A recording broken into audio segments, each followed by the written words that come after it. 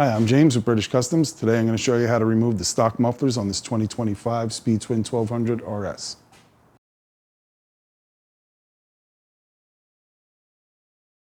So first thing we want to do is loosen up this clamp here. It's a 10 millimeter bolt.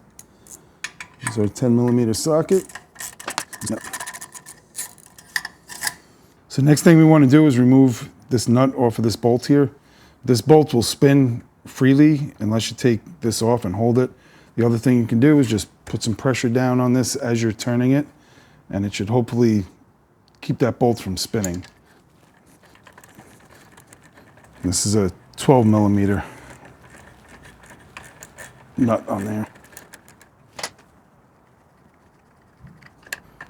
Okay. Now you just want to spin that out a little bit to get this out of the pocket there, and pull that out and do the same thing on the other side. Same thing over here. We got a 10 millimeter there, 12 millimeter up top. Start with the clamp first.